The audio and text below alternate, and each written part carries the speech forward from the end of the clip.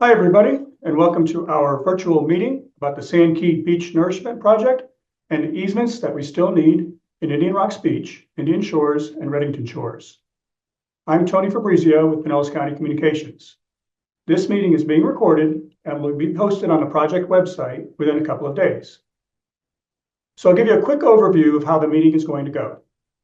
First, we'll have opening comments from Pinellas County Commissioner Kathleen Peters, who, as you know, has been very involved in our beach nourishment challenges. Then we'll have a presentation from Pinellas County Public Works Director Kelly Hammer-Levy and Dr. John Bishop, our Coastal Management Coordinator. After that, we'll answer your questions and listen to your comments. We'll go over instructions when we get to that part of the program. But let's start with Commissioner Peters. Commissioner? Good evening, and thank you for putting this together. I know you guys do a really great job. So I want to thank everyone for being here. Plain and simple, we need to get our beach nourishment projects done. We need sand from storm for storm protection, for property values, for tourism, and so our beach doesn't go back to the way it was in the 1980s when you had a seawall with stairs taking you down to the water. Tonight, we will be talking about the Sand Key project. The Sand Key project runs from Clearwater Beach to North Redington Beach. We already have the easements we need for Clearwater, Bel Air Beach, and North Redington Beach. So tonight's meeting concerns the easements that we do not have yet signed on Indian Rocks Beach, Indian Shores Beach, and Redington Shores. The most important thing I can say tonight is that whether we are able to do a federal project or a county-led project, we cannot do anything unless we have the easements signed that allow us to do the construction. The best case scenario, if we don't get the needed easements, is to do the project only in areas where we do have them. And that is much less effective for protection, and it won't last nearly as long as building the full project would. Three major things have happened since we came to you for the easements after Hurricane Idalia. First, Hurricane Helene showed us the devastating consequences of not being fully protected from storm surge. Down in Pass-a-Grille, where we had just completed full nourishment before Helene, it was one of the least damaged beaches on our barrier islands. The beaches where we didn't have full nourishment protection were damaged most severely. Second, our revised easement has, I might fade out on you. Our revised easement has removed the requirement that the public have to have access to all areas where the sand is placed. This easement allows us access during construction, and while we do not know whether they will be acceptable for the federal project, they are sufficient for a county-led project. The third thing that has changed is that we are not requiring dune construction behind your property. When you sign your easement, you will have the option of requesting or rejecting a dune. While we believe a continuous dune would be the most protective, we will not build them where the property owner does not want them. As you know, we have been pursuing a parallel path to getting our beaches nourished. Our preference is for Army Corps of Engineers to fulfill their promise and to do the federal projects. We have been in continuous contact with not only the Army Corps, but I have also had direct communication with both the current and the former White House administration. Our state and federal representatives are with us. In fact, Congress passed the Water Resources Development Act of 2024. That appears to provide justification for the Army Corps to do our project at least one time.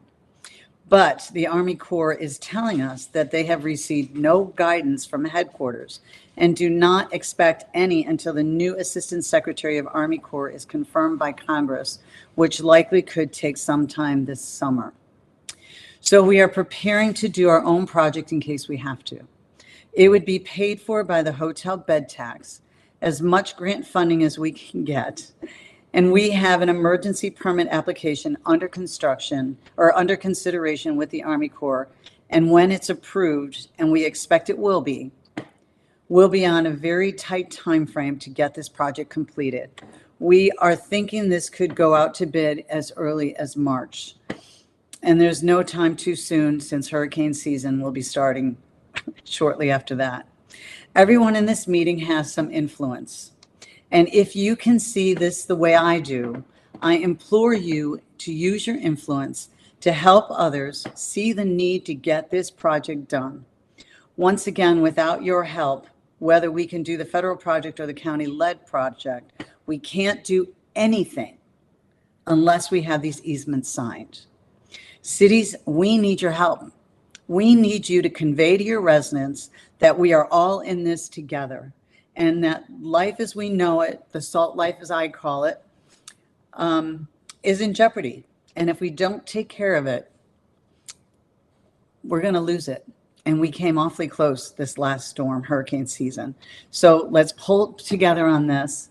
And I'm going to turn it back to the moderator, and I will be with you for the whole meeting if you have questions. Thanks. Thank you, Commissioner. Now we're going to go straight to Kelly and John for our presentation. Guys, it's all yours. John, can you see it? Can. All right. So go ahead and get us kicked off. Okay. I am Dr. John Bishop, and I'm here with Director Kelly Levy, and we're going to discuss the Beach Nourishment project that we're trying to get underway.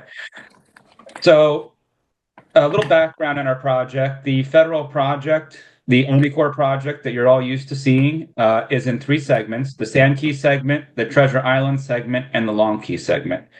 The biggest thing to note is that the Army Corps pays about 65% of the project costs for these areas.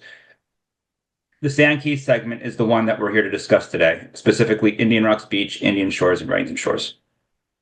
So the 2012 was the last time there was really a full nourishment of Sand Key. In 2018, as a lot of you know, there were gaps in the project because we weren't able to obtain all of the easements that the Corps required. And at that time, they actually required less. And that is because they allowed us to put sand seaward of the ECL in some areas where the ECL was deep into the dune. They said that was a one-time thing and they weren't going to do it again. And now they require 100% of the easements. So anywheres where there's a gap in the project, they need an easement or they will not nourish again. And so that's why the project can't move forward again. The 2018 project did move forward with gaps. So the Army Corps hasn't changed their stance on this except to allow one change, and that's to change perpetual to 50-year. But other than that, it's the same easement. And we know this probably isn't also going to be that acceptable to a lot of residents. So in 2024, we began seeking permits for a county-led beach renourishment project of Sand Key and Treasure Island and Long Key, actually, as well. Sort of a parallel attempt alongside working with the Army Corps. We wanted to make sure, since permitting can take a very long time, that we had all of the necessary paperwork in place that if the Army Corps can't do it, that we would have the option to move forward. And as many of you probably know, we're to 2024, passed in December, and that might allow for a one-time Army Corps nourishment, as Commissioner Peters mentioned. Except we do not have that guidance yet, and they don't expect it until the summer. All right, so let's talk about easements and what's needed. As John mentioned, back in 2018, the Corps was very adamant that the only easement that they would allow was the public access, public use project construction easement that was perpetual. 100% or the project would not go forward. And that's why we are sitting where we are today. The Water Resources Development Act of 2024 may have changed that, but as John and Commissioner Peters have made clear, we don't know when we will get that guidance or if we will get that guidance. So for now, we are waiting. I can tell you that Commissioner Peters has been our greatest advocate. She has written letters to the president. She has scheduled a meeting to meet with the White House in a month. She has kept in touch with our congressional delegation. She is doing everything in her power to advocate on our behalf. And that is a very, very strong position to have, and we're grateful for her leadership there. For a county-led project, we need easements as well. And this is really no different than a road project or a drainage project or a wastewater project where lines are in the ground. We have to have easements where we do work. We have to have easements where the county has maintained infrastructure. And guess what? The beach is infrastructure. What we don't need is public access and use over those areas. We have met the state's requirements for public access points in partnership with the cities. We have beach access parks with parking and restrooms. And the great majority of the nourished beach lies westward of the erosion control line, making it public already. So we are not asking for that. What we do need is a construction easement that allows us to build and maintain this project going forward. As the commissioner mentioned, if you want a dune, if we can work that into the project template, we absolutely will. If you are adamant about not having one, we will work with that as well.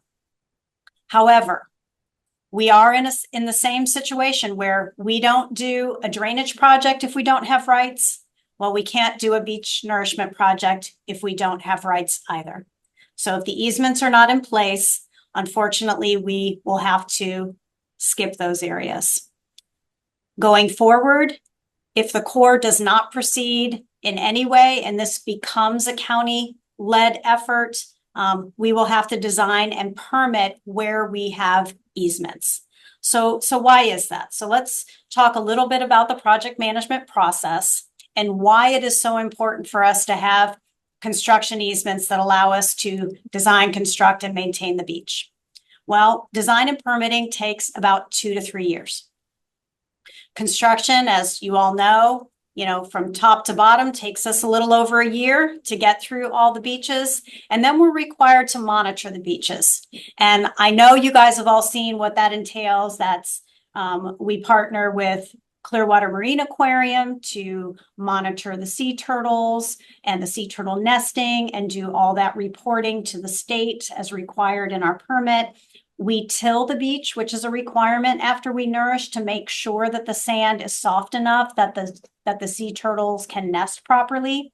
We also have to monitor for protected shorebirds that make our beaches home.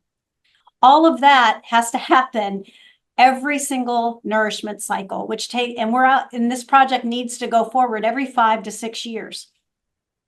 So having to go out and reobtain easements every cycle is just not feasible. We need to have an easement that we can rely on that allows us to get out there and do this job and build this project consistently going forward. So John, you want to take us back to where we are now? So with the number of easements we've gotten now, for the Indian Rocks Beach, Indian Shores, Redington Shores section, North Redington Beach, that sort of South Sandkey segment, we don't have a constructible project. There's not enough continuous easements in a row right now to be able to do a project. The only thing we'll be able to do is nourish Beller Beach and Clearwater because we have all the easements there. We probably can't even nourish North Redington Beach, and they have all their easements. So this is the state of what our easements are at right now. We still have 92 easements needed for Indian Rocks Beach, and this was updated today. We're at 54% complete. We still have 75% easements needed at Indian Shores and 75 easements needed at Indian Shores and 41 easements needed in Redington Shores for a total of 208 easements. If we don't have enough easements to have a constructible project, then we can't build a project. All right, so where do we want to be? Well, Commissioner Peters mentioned that, we want the whole beach. We really do. We would love it if the community came together and said, you know what, where we had dunes, we want them back. And then we want the beach in front of that. And we're going to show you a series of pictures that take you from where we are today, where we even were in the past, what our beach looked like, to where we can be, where we used to be, and where we need to be. Because a fully engineered beach provides the greatest level of protection for you. It provides the best benefit for the environment. It provides the best benefit for our economy and all of the people that come and visit our beaches. This post-project profile includes that area, that easement area up close to the properties. A lot of that area had dune in it, doesn't now. It can be put back if you want it to. Then you have the erosion control line seaward of that, and then the nourishment berm that we construct. But note something really important, that nourishment berm actually goes underwater. And that is really critically important because a lot of folks only see what's above the water line. But really what we're building is a much bigger piece of infrastructure so that as waves approach our shore, they hit those shoals offshore first, then they start to erode the berm with the hope that they never actually get to the dune. And for many storms, that was where we were, we would have a significant erosion of the berm, but it never touched the dune until Idalia. So John, let's go through our pictures. Okay, so right now we're going to show you some photos of before the project began back in 1985 and some post-Helene photos. So back in 1985, the state actually came through and took photos after Hurricane Elaine. And so the photo on the left is from Hurricane Elaine. And then the photo on the right is from September 2024 from Hurricane Helene. And there's no relation. It's just a trick of fate that the names run in. But what you can see is the exposed seawall. And actually in this photo, the exposed seawall along it from September 2024 appears to have less sand than after Elaine. What you can also see is a person standing on a stairway that hasn't probably been exposed since we first nourished in 1999 at this location. So we lost basically a full person's height worth of sand. And that's important to note because it's not just that beach width, it's how high the beach is built up to. Normally that beach is built up to about 5 feet, which is pretty close to level with the seawall. And this is what it looks like. This is what it looked like at Dan's Island condo after we nourished last time. There's a wide sandy beach and a dune along the left-hand side that's very far from the water. And this is the way we'd like to make it again. Here's another photo looking in another direction, and you can see that there's actually even scour along the side of the seawall. So the fact that it was exposed to the waves allowed them to erode behind it, exposing the tiebacks and possibly causing a lot of damage to the seawall.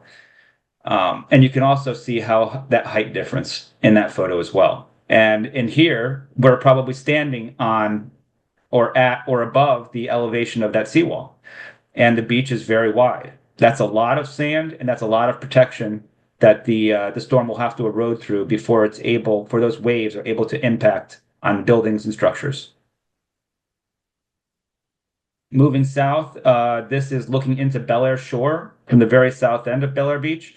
And you can see that there was actually a lot of seawall failure after Hurricane Elaine. A lot of those seawalls were built back. But during this project, we also saw a lot of exposure of the tiebacks and erosion behind the seawall, especially along Bel Air Shore, which had no beach and had no dune. And also you can note the height and the elevation on that too, and how much sand was really lost. This is looking south from about the same location. You can see that the fill kind of tapers out off in the distance. That's where Bel Air Shore begins. So this is the very south end of the Bel Air Beach segment, and it still has a wide sandy beach. So moving south into Indian Rocks Beach, these are the communities now that we're requesting easements from. And you can see back in 1985, there was a lot of scour behind the seawall. There was exposed stairs, and you can see that loss of sand. On the right-hand side from September 2024, it's not quite as bad looking, but it's still not great.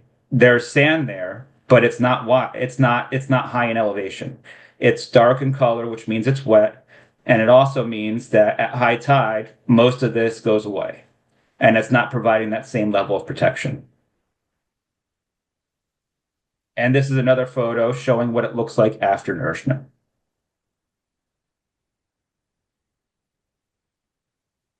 Looking north from Central Avenue, this is near the Happy Fiddler condo. You can see there was a lot of seawall failure or retaining wall failure on the left-hand side post the lane. We didn't have that this time because that seawall did help a little bit for that, but the shoreline looks very similar, which pretty much shows that most of the beach nourishment, about 40 years worth of beach nourishment, has eroded away in the storm because it was in an eroded state to begin with.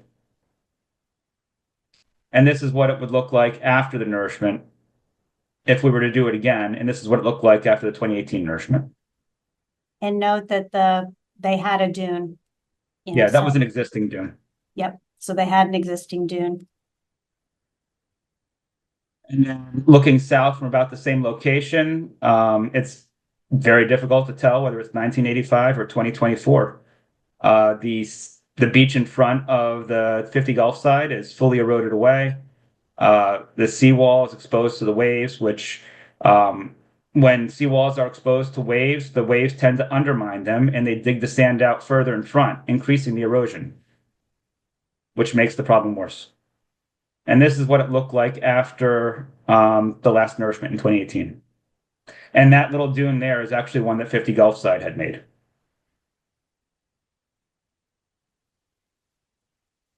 So here we have some more exposed tiebacks from the waves beating over the seawall during Hurricane Elaine, and a fully eroded beach. So when we say there wasn't a lot of sand out there before we began nourishing, this is why we say that. It was fully eroded. September 2024, we still have we still have some sand there, but it's a very low-lying beach. You can still see it's dark in color.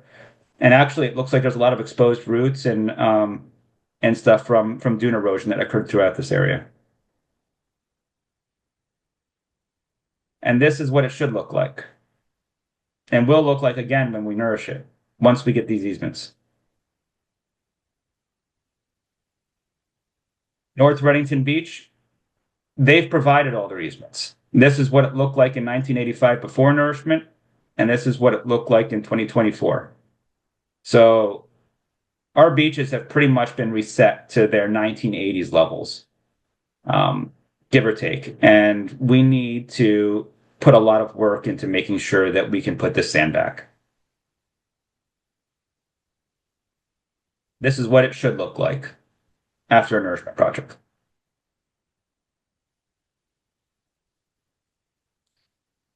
So these are two areas that don't have nourishment. We don't nourish Bel Air Beach and we don't nourish Bel Air Shore. They both get a little bit of sand from the beaches adjacent to them that erodes and comes into these areas. So they have more beach than they would if there was no surrounding beach nourishment projects, but they have very little beach right now. And I think that without further nourishment, this is probably what we can expect the rest of the beaches to look like, if not worse.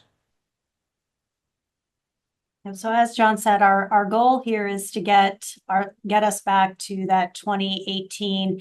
Even better would be 2012. 2012 being the last time we fully nourished the entire project area completely to the engineered design. With the gaps in the 2018 project, it wasn't perfect. It was good, but it wasn't perfect. And our goal here is to get back to 100%. And with that, I'm going to turn it over to Tony, and he will take over the screen. Thank you, Kelly and John. Okay, now for our Q&A. You'll have three ways to ask a question or offer a comment. First, you can type a question into the Q&A box and we'll read and answer those in the order they come in. Second, you can click on the raised hand icon to be placed into a queue to be called on to talk. And third, if you phoned in, you can press *9 on your keypad to be placed into that same queue.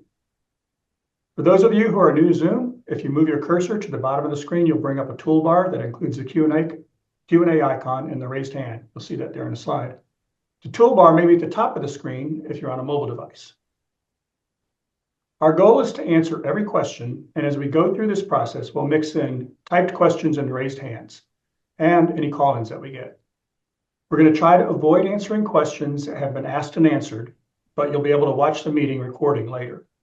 We do ask that you keep any comments to 2 minutes so we can get to everyone, and we do have a lot of people on this call.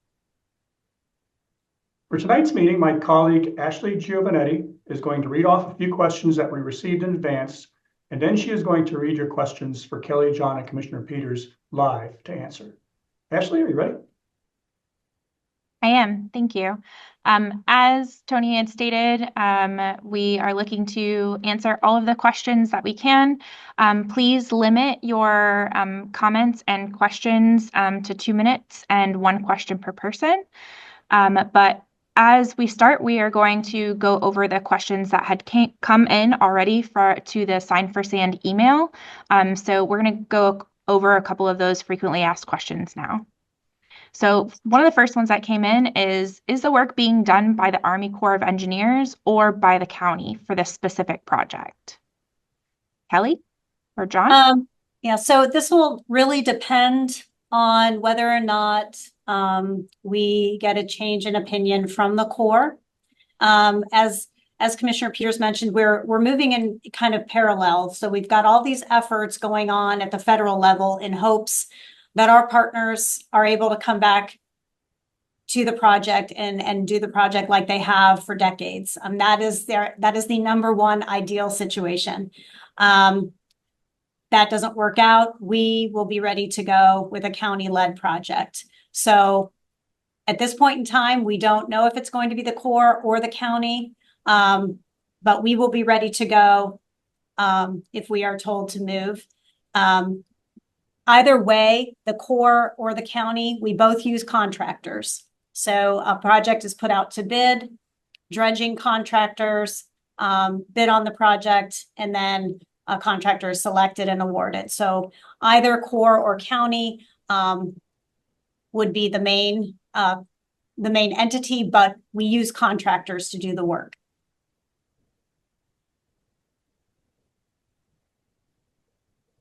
If we opt in for a dune, will new access points be added? John? What we would do would be what we did with access points during the emergency dune is we would look at what access points the condo has and we would maintain pathways for those. Great, thank you. So if I sign for a dune, is it certain that we will get a dune? Not necessarily. And the reason for that, and I know we had some folks who were pretty upset that we couldn't get a dune in front of their property. But when you look at how a dune is constructed, or if you watch the process, if your neighbor doesn't want a dune, then essentially you only get half a dune, and it has to taper because we can't place sand on their property if they didn't want it there. And same thing on the other side. So it really cannot be constructed that way. That's why if you are somebody who really wants a dune, it's really important that you talk with your neighbors and see if you can get a whole group of it. Because if we get a nice long section of single family homes or the condominium buildings, then we can build a nice dune that's continuous and doesn't have unnatural breaks. So that would be the preference, but unfortunately, if we only have a property here and a property there who want dunes, then we will not be able to construct them. This is kind of a twofer. So are there any contingency plans in place to prevent further erosion if delays continue? And similarly, are there plans to integrate additional coastal resilience strategies such as breakwaters? John or Kelly? This one.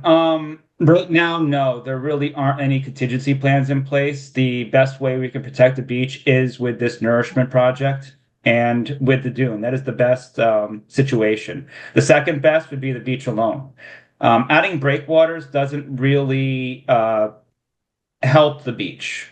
What breakwaters do are they act as speed bumps and they slow the sand movement down. So the sand that's moving south now stays there, but it also deprives your neighbor to the south of their sand. And that's the thing with structures is when you build structures, you end up needing to maintain those areas to the south as part of that.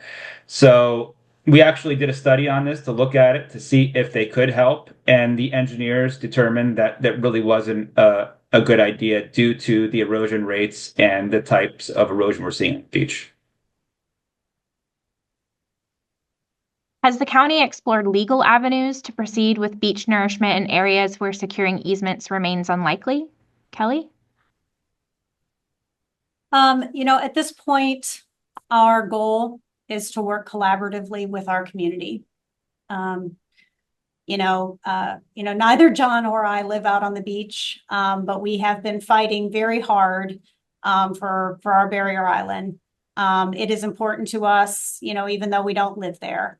I've been here for 25 years. John has been here for over a decade, and this has been a core function of our jobs. And so right now this is a collaborative process, working with our residents, working with the business owners out there to obtain easements so that we can do the project. There have been other projects in the state of Florida that have used like eminent domain. But the difference there is that those communities only needed like 1 to 5 easements, very low numbers. I mean, you saw the numbers that John shared. We need 208. And so that just makes that really not a feasible tool here. So that's why we're here tonight. We're here to answer your questions and in hopes that, everything that we share with you, that you come to the conclusion that, yeah, we need to nourish, and I'm willing to be part of the team. So we appreciate you. Ashley, that's it for the pre-written questions. Looks like we have about 29 live questions. Yep. So we'll go through some of the live Q&As. First came in from Ms. Jeffrey Cathy. The Army Corps of Engineers should not have, quote, reinterpret their guidance. They are obligated to renourish at the 65% rate. Perpetual and public use doesn't work. Temporary and limited might work. The nourishment is seaward of the ECL. So why are 100% of easements necessary? Kelly, can you speak to this? Well, I wish the Army Corps would not have reinterpreted their policy as well. We're in alignment there. And we are right there with you with regard to the public access and public use over those easement areas. And that's what we've been fighting very hard on. So again, we agree with you there. They have been abundantly clear that temporary or indoor limited easements are not acceptable. And they've also made it clear that it's essentially all or nothing. So if we don't have an easement in the area landward of the erosion control line, they will also not nourish the area westward of the erosion control line. Now, part of that goes to, yes, our project coordination agreement with the Army Corps has a cost share. And it says that, they typically pay up to 65%, and then we are responsible for the remainder. But we've been very lucky in that the state of Florida has partnered with us and helped us split that cost most of the time. Unfortunately, when they do an emergency project, what's called a FCCE project, and that is the one-time project that Commissioner Peters mentioned and what John mentioned, there might be an opportunity for a one-time project. It is 100% paid for by the federal government. So there has to be the easements that they're requesting over those areas. And because the erosion has now gone beyond the erosion control line and into private property, easements have to be in place. Okay, I think we'll go over now to the someone that has their hand raised, Patty and Leo Kessel. Patty and Leo, if you unmute yourself, you should be able to speak. Go ahead. Can you hear us? Yes, you can. Yes. Yeah, just a simple question. We live in Indian Shores, and we signed an easement for the dune. Is that easement still good, or do we need to sign another easement? The January dune. It really depends, Mr. Kessel. So if we have a regular nourishment easement from you, then we're good. If we don't, if the only easement we have from you is just the temporary, the dune easement, that was for 3 years, we can't nourish with that. So unfortunately, it was very limited to just constructing the dune. So if you have any additional questions about your status of your easement, just send an email to signforsand@pinellas.gov, and the team will research your property and let you know if we've got everything we need, or if indeed we do need something more. What about going to City Hall? Can we just sign a new one to make sure it's there? Or what is the process if we don't think we have one? Well, I would first send the email and let us double check for you. Okay. But if indeed we don't have one for you, we will send it directly to you.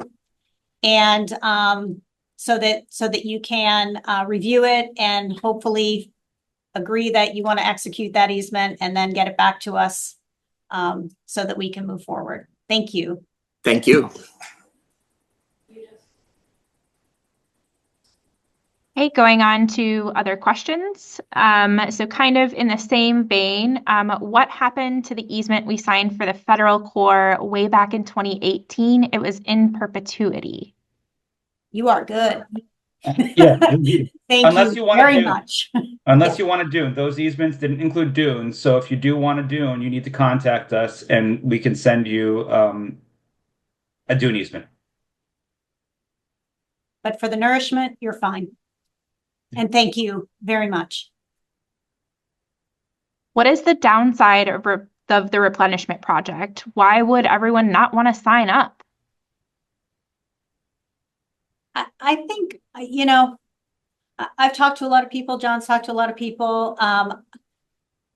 Everybody's in support of the nourishment. I think it just comes down to what they think about the easement language. And it is your property, and you are giving, the county, and by extension, the Army Corps, if they were to do the project, some rights to do things on the property. And so the Corps' easement has been problematic since the day they announced the specifics of the language. It clearly states that this easement allows for public access and use over those areas. Some people don't mind. What you mostly see is people putting down their umbrellas and their beach chairs and just hanging out at the beach. But there are other folks that did not want that language in there. And so we strongly advocated for the removal of that language. We were not successful so far. And then the other piece of it was the perpetual, that people were going to have public access and use perpetually over my entire property. And again, that was a pain point. And the best we could do was, the Corps offered the 50-year public access and use easement, which really didn't move the needle for most of the people that I've spoken with. And so really, I think that's it. It's really, I haven't heard anybody say they don't want the beaches nourished. They want the beaches nourished. It's a matter of the instrument that we use to get there. Okay, talking specifically about the project, once we have all the permits for the project, will the project be done during off season, if you can consider us having an off season? We actually even have a draft permit in hand already that we're reviewing. So the Corps has been very quick with this. But that permit right now only gives us 1 year from when they sign it for us to finish the work.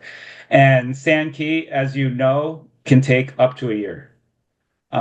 So it's a very long project. We have to move very quickly, and we're not going to be able to try to strategically place it based on the off season or the turtle season or any of those factors. As soon as we can, we need to start putting sand down if we're going to meet our deadlines. There are a couple questions that are related, John.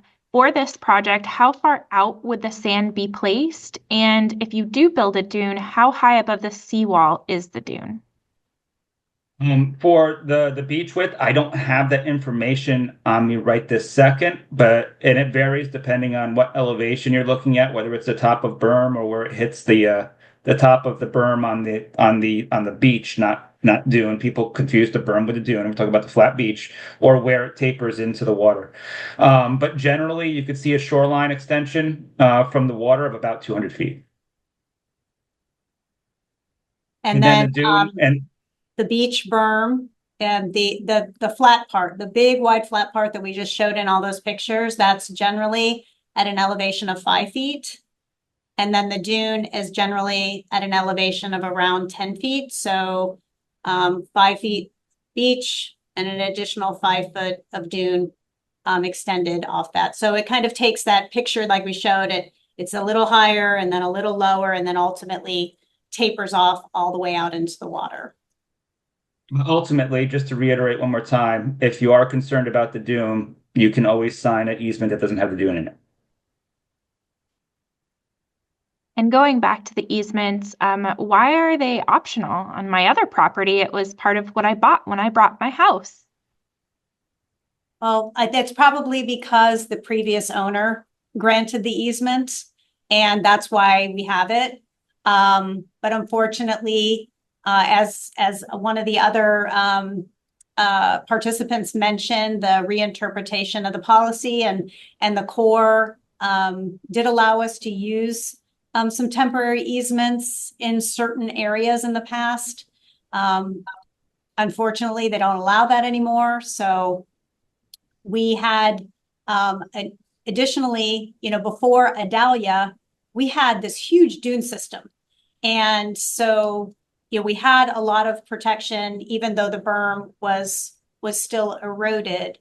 And because of that, a lot of folks felt like, well, the erosion control line is in the middle of this humongous dune, and you're not even going to be placing sand there. So why do you need that easement? You shouldn't, and we were having trouble with it too. How do we talk to somebody about providing an easement over someplace you're never going to put sand? Well, we blinked and the 2023-2024 storm season hit us, and now almost all of our dunes are wiped out and we actually do need to place sand there. So here we are. They're not optional for us to construct. We need them. And that's why we're here asking. We had a couple of people asking about the specifics of the sand. Where would the sand for a project like this for Sand Key come from? Offshore, Lakeland? Is it the same sand as what the dune would be?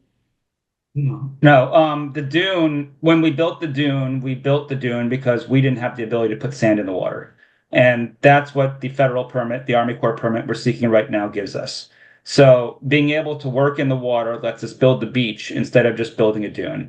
And it lets us use much cheaper offshore borrow areas we've used in all of our last projects. So for the Sand Key project, this one in particular, we'd be taking the sand from Egmont Shoal, which is the same borrow area we used in 2018. And I think the same one we used in 2006.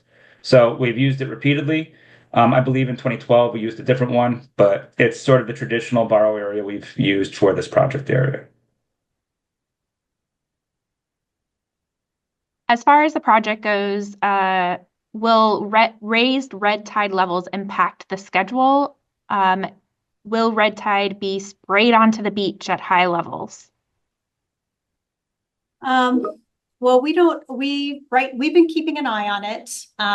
There is actually a very large red tide bloom down south. And it is quite a ways away from us. We are monitoring, the state is monitoring in our areas. And at this time, we're really just not seeing anything, but we will monitor that as time moves on and as the summer, as it gets warmer. It'll be very important to keep an eye on that. But at this time, we're not seeing any impacts that would delay the project or impact the project in any way. It's great news. As far as the project and when it's constructed, as they understand, the beach would be open and usable during nourishment. Is that correct? Not directly where the construction's going on, but what we've done in the past is there's usually a pathway left along the landward extent. It's going to largely depend on how the sand's tying into the beach, but we leave a pathway along the landward edge of the project, and then people can walk onto the beach there, walk laterally up the beach to the open space of the beach. And it's usually only maybe a 500-foot walk. And the project will keep moving as it goes up the beach. So the places it fills will open right up behind it. And it just kind of keeps moving like a train right down the beach. We try to impact any one place as little as possible.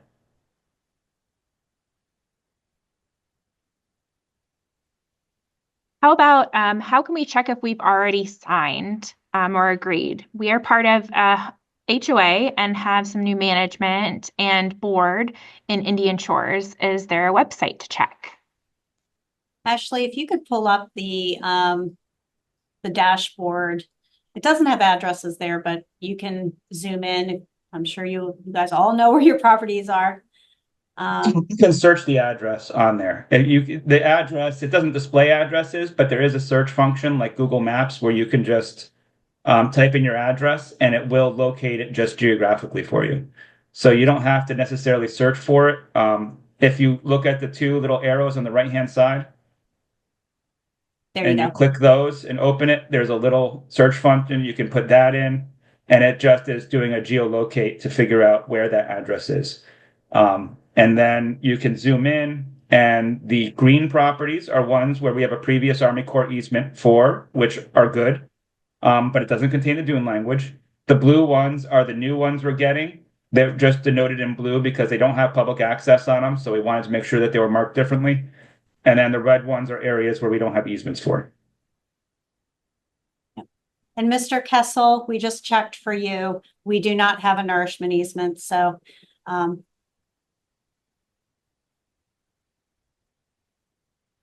So please email Sign for Sand, and we will get one either mailed out to you or emailed, whatever your preference is.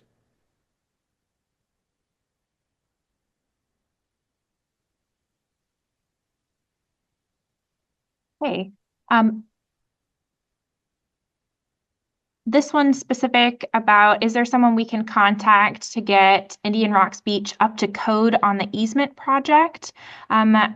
Kind of similarly, if you email the Sign for Sand or you look up your specific property, you can see whether or not your property is there, but you will have to contact your city. I don't know if you want to talk, Kelly or John, about the city's involvements. We have been talking with the cities about any potential to have like a signing day at their city halls. And, again, we know it is a heavy lift because you have to have a notary there and everything. But if we can work something out with the cities to have an event like that, that hopefully would help make it easier. That's what we're trying to do. We're trying to make this as easy as possible for folks. But in lieu of that, we do have notaries at our office. At this point in time, we're going to help people get there if they want to get there. Also, banks and UPS stores, places like that also have notaries. So, but the guidance that we send out with the easement tells you specifically what you need to do to properly fill it out and get it back to us. And then your square, if you will, on the map will turn blue.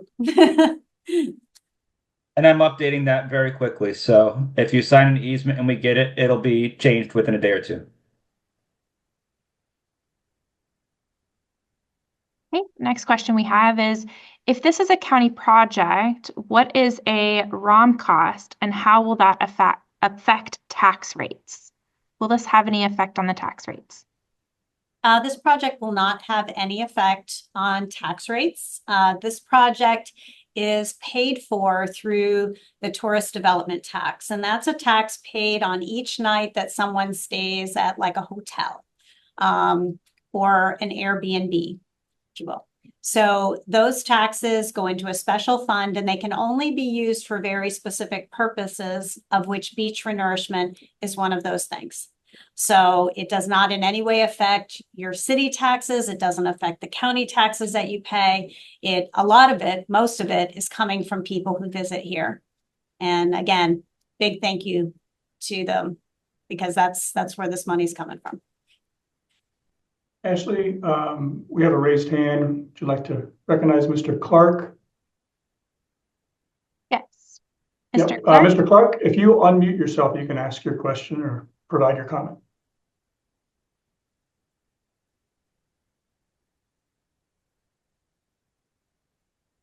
Looks like you are unmuted, Mr. Clark, but we are not hearing anything.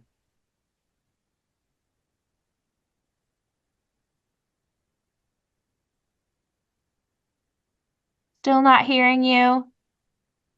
Oop. You are unmuted, but we're not hearing anything. So if you want to put your question into the chat, it just seems like maybe you're having some mic issues. It happens to the best of us. So if you put your question in the chat, we'll try and get to it. Okay. Okay, next one. And we talked a little bit about dune height earlier, but if you do choose a dune option, will it be as high as it was in 2024? John? Now we're looking at using a similar design. So you could expect a very similar design to what happened in 2023 to do the project. But this time it will have a beach in front of it. So the visual impact from the beach will be a lot different. It'll only be about 5 feet or less above the sand. Remember, it was a 10-foot dune, but when the beach is at 0, it actually looks like a 10-foot dune. When the beach is at 5 feet, it only looks like a 5-foot dune.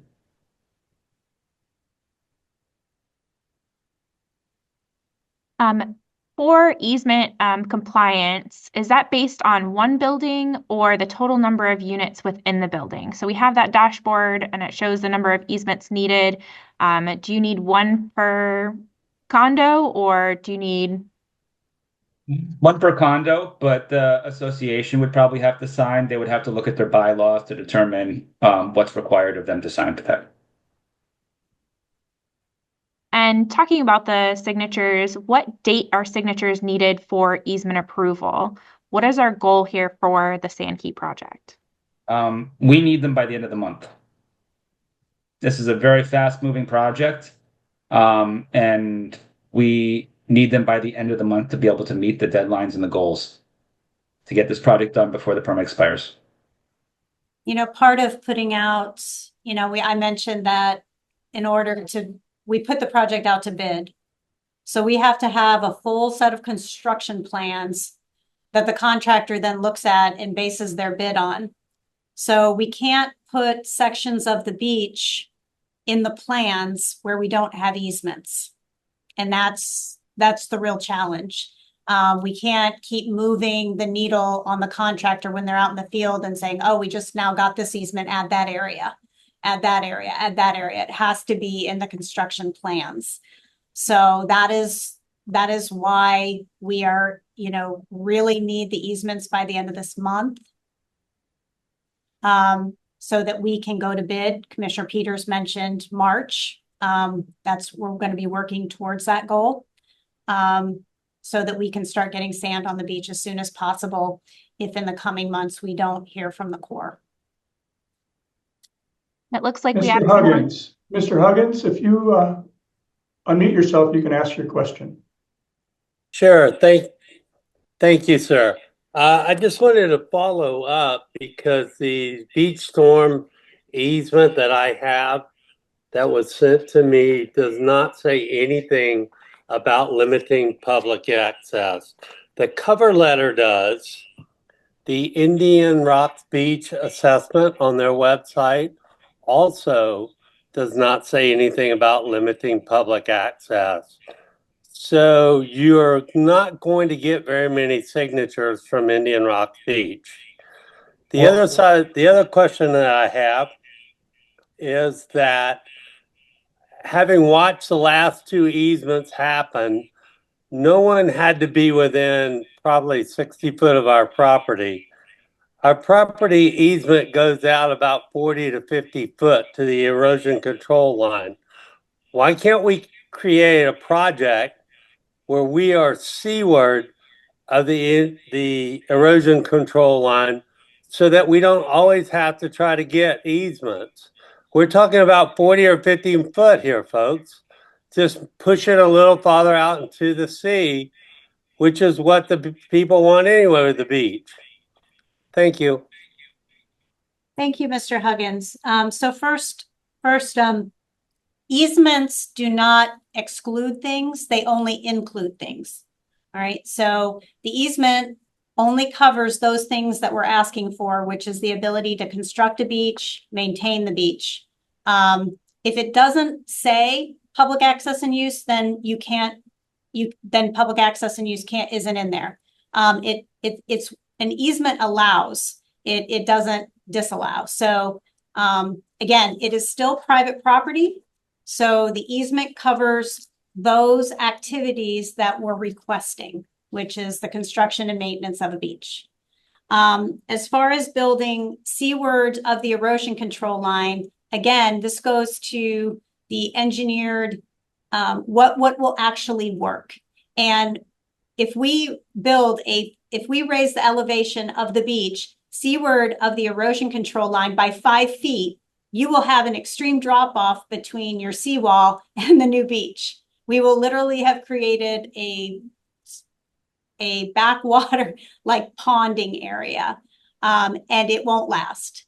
So that's the other thing is we really, in order to construct this beach well, the design includes the full elevation, the full width of the beach. So unfortunately, yes, we do need the easements, but keep in mind, they only include what are actually in the easement document. We didn't ask for anything more than we needed.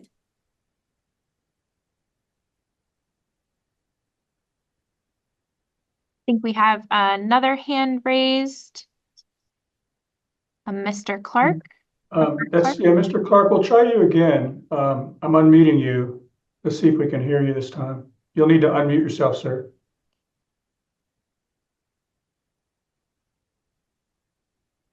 Still not hearing you, but I did see that you had put a question into the chat. You said, thank you for your work on this. The last dune that was installed was washed away by Helene. What is the difference with this proposed nourishment that would allow it to not get washed away? Well, and I can take this. Helene was also a very, hopefully singular event. It was the largest storm we've had. Before that, the largest water levels on record we had for Adalia and for the winter storm around there were around 4.1, 4.2 feet. This was about 7.5. So it was significantly higher than that. And then there's waves on top of that. And that really made this a very singular event. Now, the difference between that dune and this is that this will also have a beach in front of it so that they can function as a system versus being a last line of defense. In nature, the dune wouldn't likely still be in that shape by the time the beach was as thin as it was when we built it. The reason why we built that dune was because we couldn't work in the water, so we couldn't build the beach out, and it was the best way to get the most protection out there we could. But this project would be different in that it would have about a 200-foot beach in front of it, which is a significant addition to help protect it.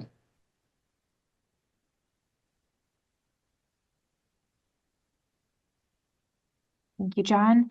The next question we have is it possible that under new administration that the Corps would allow for 75% easements or a different percentage other than the 100%? Or are they still steadfast with 100% all or nothing? Well, as Commissioner Peters mentioned, and the Water Resources Development Act did allow for a one-time project. It did not allow for the repetitive project that we need every 5 or 6 years, but it did allow for a one-time, which we were in hopes that it would give time to, again, reevaluate the policy. I will say, you know, the Corps has been pretty steadfast on this since 2015, and then again in 2017, and then most recently. So it's kind of transcended, you know, whoever the president is at the time. Again, we are pushing as hard as we can to see if we can move the needle there, but there's just no guarantee that will happen. I will tell you, as a government agency, they're in the same boat we are. They can't do work where they do not have the proper rights. And they aren't going to do work under temporary easements. So whatever the easement, if we can get a different easement from the Corps looks like, it's definitely not going to be a temporary easement, because then they would face the same challenges that we are facing now, with this concept of having to ask for easements before every event, every project. And it's just not feasible with as many easements as we need for this project.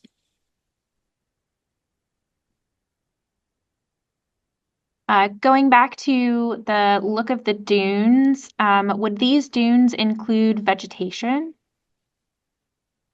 Once we built the dunes, we would vegetate them because it helps to stabilize them and hold the sand in place. Ideally, that vegetation has a very long time to grow and really get those roots deep down into the sand. Unfortunately, as we know, Helene hit about a year after Idalia, and really none of those dunes had time for any vegetation to establish.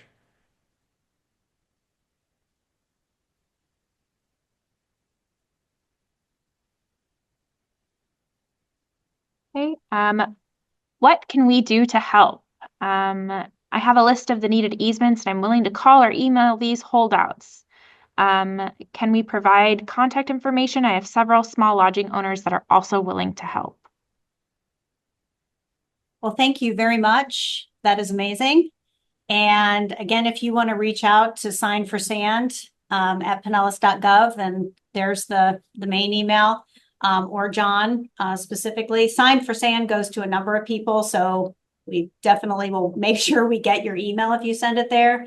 And yes, if you want to talk to your neighbors about the project, we can, you know, give you project specific information. We can give you copies of the specifics about the easements.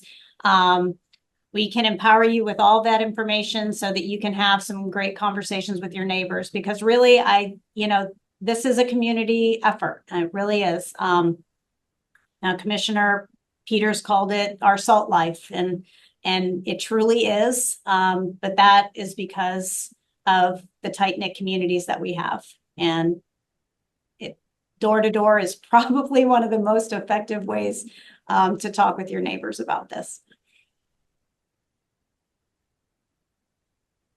I'd just like to add that we can make it look like it did back in 2012, 2018, when we had that full beach out there. The reason why most of these people moved out here probably is seeing that beach in the first place. We can make it look like that again. We just need the rights to do it. Mr. Osborne, I'm going to allow you to speak, and if you unmute yourself, you can ask your question. Thank you. So you mentioned people can go door to door. Why aren't you as county employees doing this work, going door to door? I have sat in people's condos on the floor and talked with them. We have, but sometimes, they want to hear it from their neighbors. They want to hear it from their friends. They want to hear it from their city officials and not the county.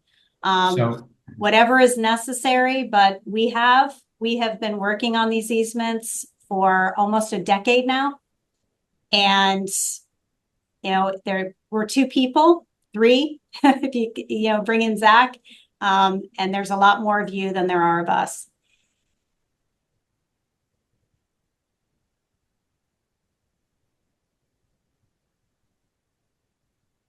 Going down to other questions. Can we change our previous easement permissions to only have nourishment without a dune? Or vice versa, can we add on a dune if we only had a nourishment easement before? I believe all the old easements do not include a dune because the Sand Key project was authorized without a dune. The only dune easements that we have are the ones that folks signed for Adalia. So, and that easement was very specific to the dune. It does not allow us to do nourishment. So if you're green on the map, that easement does not include a dune. And we will not be considering one at that location unless you've specifically requested one. And as John mentioned, we would send you a dune easement so that we have that. And I think similarly, this goes in that same line. Do the buildings need to okay the dune, or does the city have to okay the dunes? It's the property owner or the association if you're talking about your condo.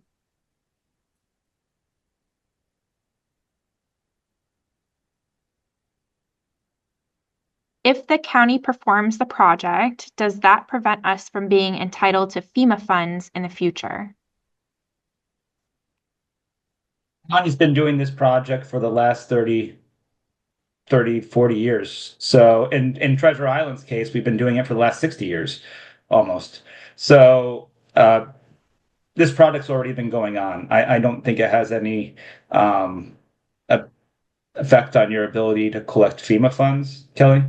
No, it's separate. And as a matter of fact, I mean, we've had quite folks ask questions as to why FEMA wouldn't pay to fix our beaches. And the reason is because our project is federally authorized and it's authorized to the Army Corps of Engineers. So we are not eligible for FEMA funds to fix our beaches. So two different federal agencies and, this project would not affect any type of individual assistance or other assistance that you might receive from FEMA on your private property. So we talked about the March deadline, but best case scenario, when could the project begin and how long would it take to complete the project? John? Timeline wise, this is more sand than we've put out there in a very long time. So I'm thinking it's probably going to take 8 to 10 months to complete. So with a 1-year timeline from when that permit signs, we need to get the contractor out there as soon as possible. And they're going to have to work very fast. So it's probably going to start if we do move forward with it and the Corps doesn't, it would probably start springtime and work its way all the way up through next winter. Not everywhere is all at once, though. Remember, it does work like a train. So I don't know on the order of work, but I think last time they started at Indian Rocks Beach and they just kept working their way south and they have different pipelines that come on. So they'll leave one and totally leave that segment and move on to the next one. And they just keep opening up the beach behind them. And they close maybe 1,000, 2,000 feet at once. It might be closer to 2,000 feet, at least initially on this one, just because they do need space to work. And there's not a lot of space out there. Talking about moving a lot of sand, would the county move any sand away from areas like seawalls where there's too much sand if an easement's provided? You can't do that. You can contact the state and see if they will allow you to. Sometimes they do allow you to move sand away from the seawalls, but we're actually prohibited from moving the sand around on the beach. And it's called beach scraping, where you scrape the beach up to build it up. We're not allowed to do that. The state likes their sand where it is. So, as I said, we can't go in there and dig out the seawall for you, but you can always check with the state on whether or not you can do that yourself. And kind of as a reminder, I know we've said it a few times, but just want to keep sprinkling it in. If you're new or didn't see the mailed easement, or you're a new president to a COA and they haven't seen the request before, where can they get their easement? How can they get their easement? Email Sign for Sand and send us your address. We can look up what easement it is. We can check whether you have an easement already, and what that easement says, and we can get an easement out to you. But please do it quickly because that deadline is coming up very quick. And we did mail, when did they all go out, John? We did mail out to all property owners where we do not have easements. We sent easement packages to every property. And when did those go out? December. In December. So it may be there, it may be in your condo association office, but we did do a mass mailing to every property owner where we do need easements and sent them to you. We had talked previously about the erosion control line and why we need easements inland of the erosion control line. Could we potentially just place sand west of the erosion control line if the easements aren't obtained? As Kelly mentioned previously, that would leave a very large gully. And though it sounds like a great opportunity now, you would all be calling us a lot more if there was a stagnant water body now out there on the beach. It would that you had to walk down a 5-foot slope to get across to get to the beach again. We don't want to leave a gully. We don't want to leave a space like that. That's not good for the project. It's not, good for your property. And, it's not going to help the project last. So we can't do that.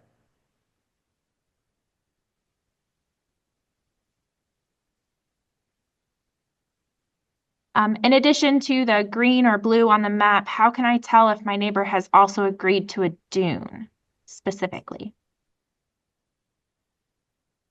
If the project is, if it's green, then it's highly likely that there's not a dune included, because those are the easements that we've had. And as I mentioned, the Sand Key project did not include dunes in the authorization, so the easement language didn't include it.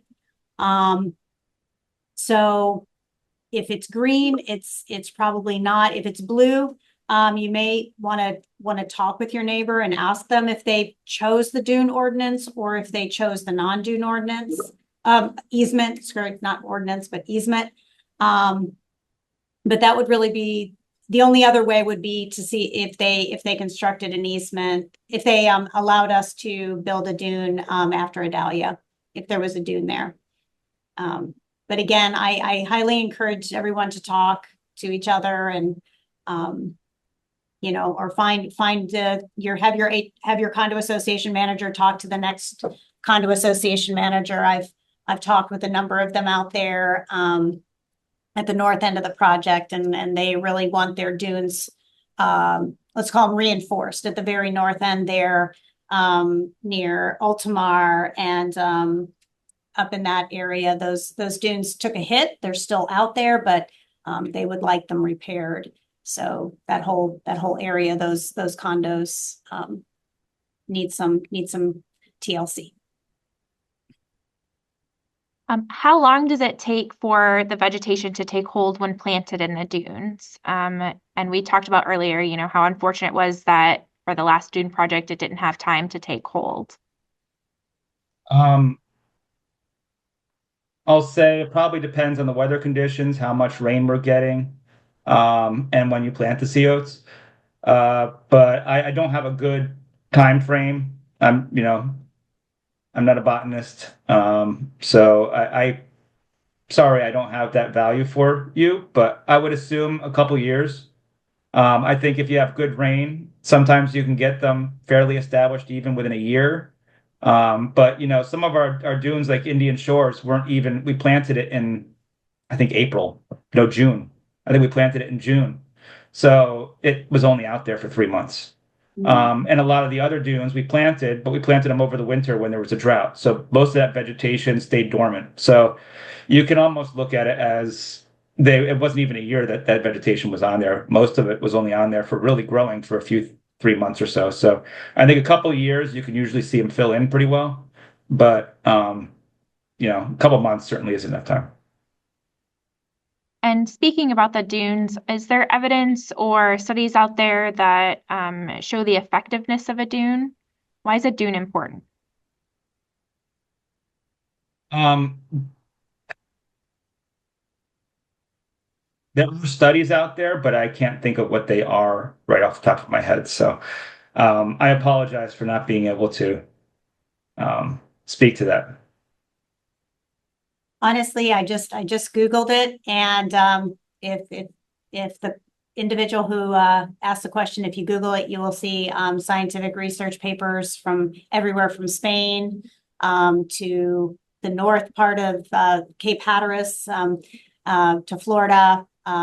There's the National Oceanic and Atmospheric Association has tons of research out there on dunes. Yes, there's a lot of research out there, but I know that the Army Corps, while it doesn't affect Sand Key at this moment, Treasure Island and Long Key, those projects are a lot older than Sand Key. And because of that, they're expiring. Their 50-year authorization is expiring. They were extended a few times, while the Army Corps did a study to determine whether or not they could be reauthorized. And when they completed that study, what they did is they looked at all of the different alternatives as to what can we do to make these beaches more effective and more resilient. And they looked at structures, and they looked at a wider beach, and they looked at dunes, and they looked at a whole host of different alternatives. And the most effective project was a beach with a dune. And that is what they reauthorized for in another 50 years. So there's a lot of research out there, and a lot of work has been done, demonstrating that a dune together with that nice wide beach berm offers the best protection from storm damage. And just to follow up on the previous question, we'll look and see if there's a way to designate which dunes on the map, or which of the current easements have dunes and which don't, to try to separate those a little bit so people can see. But try to talk to your neighbor. The other thing is, if you are unsure about the dune because you're not sure if your neighbor signed a dune, don't let that hold you up from signing the easement. Request one that doesn't have the dune, and then if you find out you want a dune, ask us. We'll see if there's still a way to add it in, or we can add it in on the next project in the future. And I think it's important to understand that there has to be continuous signed easements for dunes for a dune to be constructed. We can't construct one dune on one property, no dune, no dune. There has to be a number of signed easements for dunes before we could even potentially construct the dune. And another just to reinforce too, recently the Board of County Commissioners adopted a dune protection ordinance.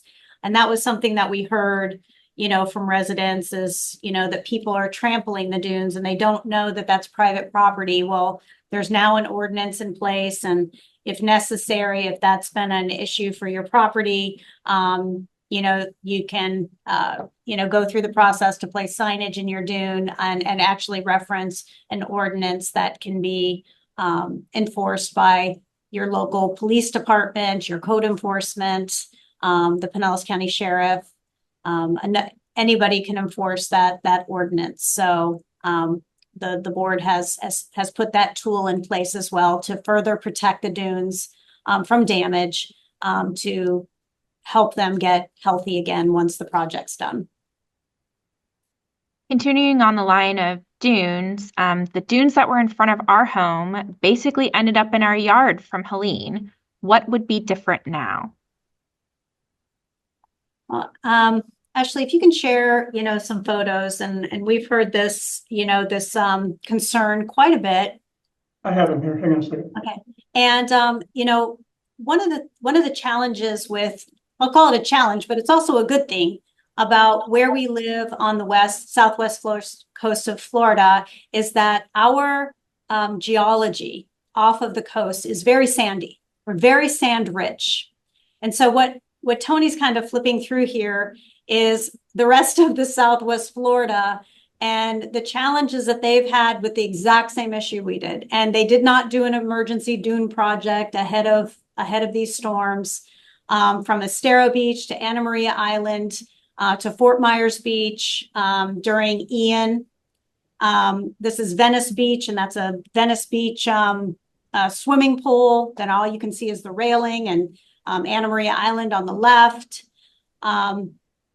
This is more about the nature of our coastal environment being very sand rich. John mentioned our borrow areas where we dredge the sand and then place that sand on the beach. It's a great benefit when you have a project that needs done. But yes, these massive washover events deposit sand where we don't want it. And if Ashley, if you could, or Tony, if you could share the little video that we have from Venice Beach. Keep going. It's I think it's on the last slide, Tony. I've got it, Tony. Okay. This one here, right? No, No? I've got it. Okay, go ahead, Ashley. I think this tells the story really well, especially from a property owner who went through it twice. Oh, I see it. Okay.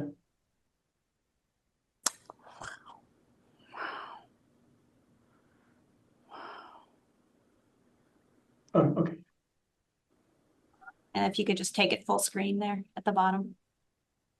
At the bottom of, yeah, there you go. Can you hear that? No,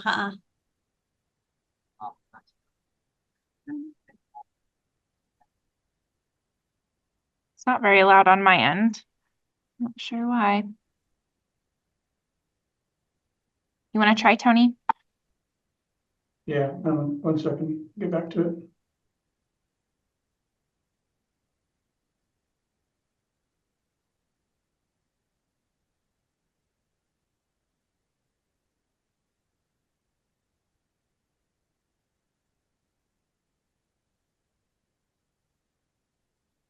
On full volume. It won't work. Now you can see it pretty well.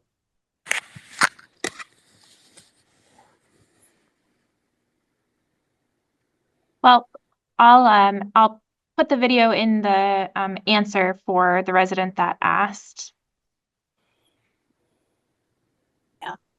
sorry that didn't work. We'll also share it on our webpage because it was a really good perspective on having gone through 2 storms where they ended up with sand burying their condo during Helene, and they cleaned that all out, and then they got hit by Milton and got buried in sand again. So they had it was very good, and I think we should share it out with the community. But at the end of the day, it's more a function of the geology of our coastline that led to the overwash event. Commissioner, did you want to say something? No, I'm sorry. I didn't mean to unmute like that, but you're doing a great job. Thank you. And for those that said why won't people sign?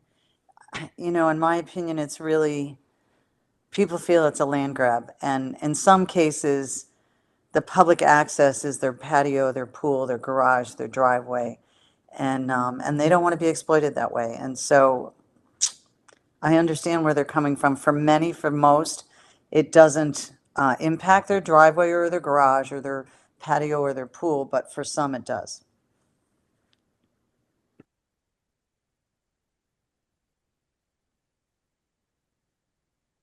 We'll go to the next question. we talked kind of about the erosion control line. How can we find out where our erosion control line is? How do you know for each individual property? The I easement can- document has the sketch in it, does it not, John? Easement has the sketch on it. The easement that went out, the seaward boundary of your easement is the erosion control line. So the easement just lies between the erosion control line and generally the seawall. So if you look at your easement sketch, at least a good approximation of where the ECL is that seaward edge of the easement.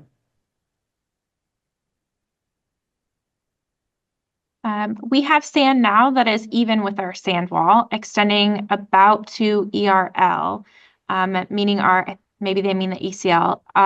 Our stairs are completely buried. A dune could nor be placed on top of that. Would this require removing sand from our property? Also, will dunes have vegetation? We talked about vegetation already.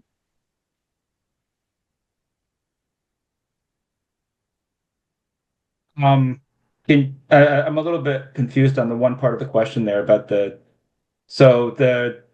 sand area. There's already sand extending out a certain ways. Now we don't know what elevation that is, so it may look like there's sand there, and we may still have to overtop it with sand just to get to the beach elevation. A lot of the beaches are very low lying, and 5 feet is a lot higher than what say that storm berm has come back on after the storm when the beach was so low. I'm sure you've seen some sand grow on the beach. That sand's generally only like 3.5 to 4 feet. So we would still have to extend the sand landward of that to probably meet with the seawall. And then a dune, if you chose to sign it, would go on top of that. But again, the dune is optional. And I'm going to place the sign for sand email in the answer for this question as well. If you have specifics for your property, questions for your property, we can look up that property. And the best thing is, we can, this presentation, as well as the video will be on the website. So it'll be a continued resource for you. Really look back to what the beach looked like in 2012 and 2018, because that's really what we're trying to achieve. We're trying to get us back to where we had the best protection, the most protection. So if you were here during that time period, that's what we're going for. That would be a home run. How's that? There are a couple of questions still about seeing the map again, and someone said that they didn't see if their section or their area, if they had signed or not. So I'm just going to share again what the webpage looks like, and if you want to kind of talk through what each section is and what all the colors are again, just so we make sure that we've covered that. Actually, can you put the link in the chat? Yes, I will. That way people can click on it and look at them themselves.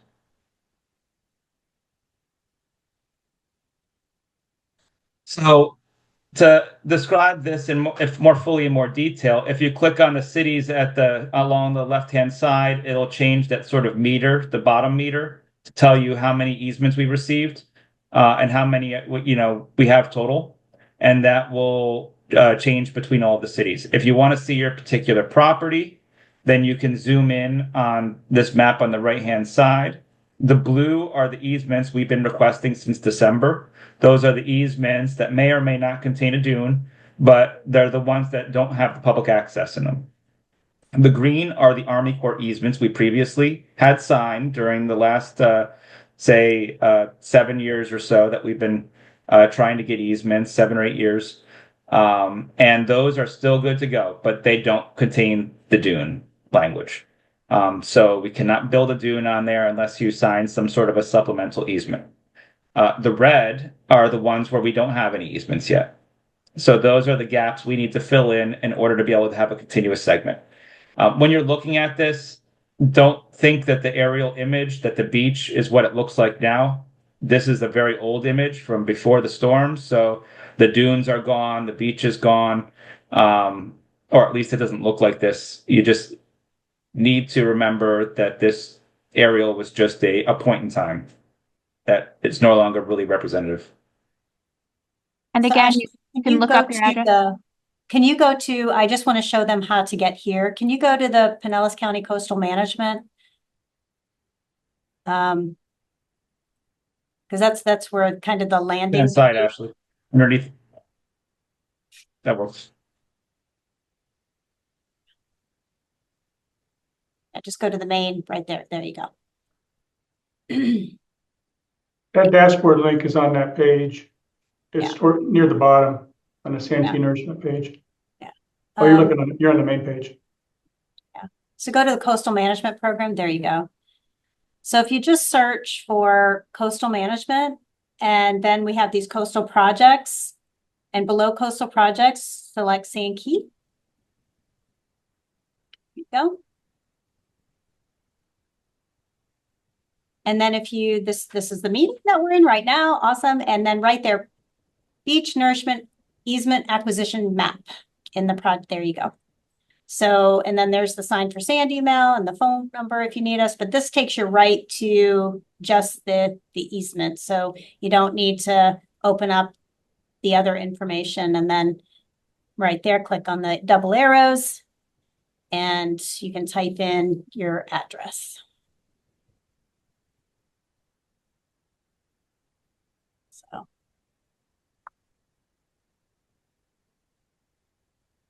But there's a And lot it'll of put a little information circle that. on the property down Yeah. below. Like when you typed in Gulf Boulevard, you could see it was generic. It didn't really know where it was, but it put one sort of in the center of Gulf Boulevard. You could see the little circle hovering when it's open. And so that's where the property is.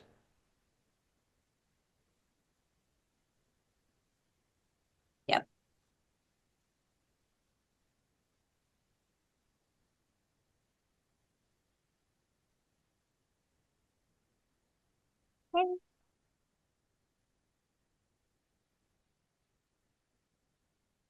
We talked about this as a FAQ earlier, but just to go over it one more time, are there any other legal avenues that the county might take? This person says, would eminent domain be a last governmental option if the danger of losing our beach is likely?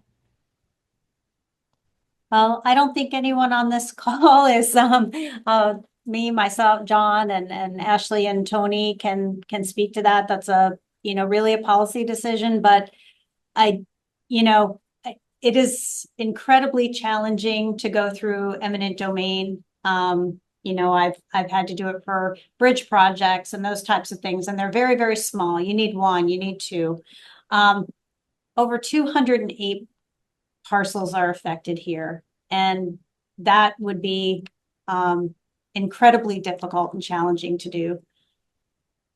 So it's not that it's not an available tool, it's just it'd be very challenging with the number of properties we're talking about.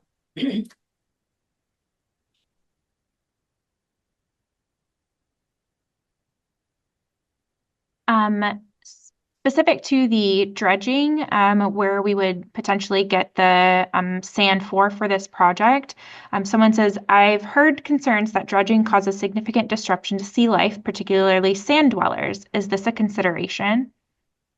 The state regulates all of our sand sources, and we have to get permits to do this. So it's all monitored by the state and federal agencies.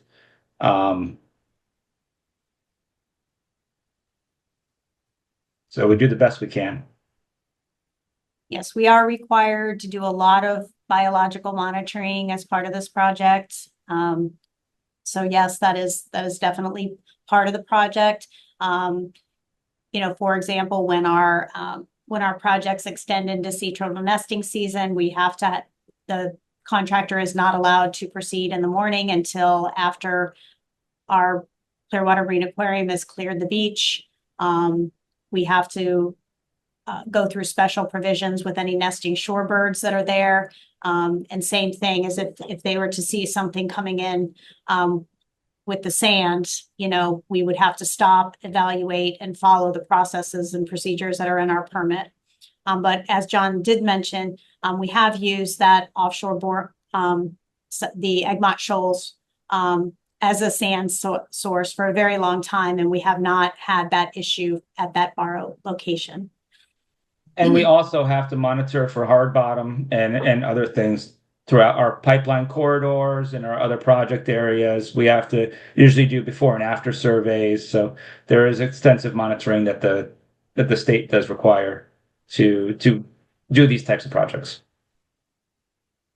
And one thing to note too is that the beach nourishment itself can actually be very beneficial for the sea turtles themselves. In past years, not recently because they've been so eroded, but and previous years when we had a complete project out there, we had seen up to about a 400% increase in turtle nesting since when these projects began. So we definitely think that these also, and these past few years with the storms, it's actually been, unfortunately, a lot of mortality of the nests on the beach. So if we can, get a beach back out there, I think we can keep those numbers rising.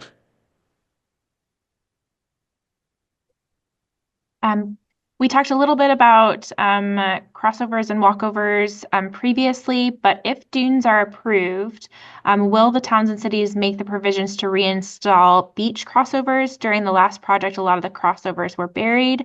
And then kind of in the same vein, someone had asked also if they can rope off the dune so the public can't walk over it. We would be leaving a pathway across the dune. We can't build walkovers at each location, but property owners are more than welcome to talk to the state and just make sure you follow whatever permits you need. But you can build a walkover, put in post and rope, which I think seems to be a lot more sustainable since some of these walkovers, when the beach does erode, end up sticking out into the water.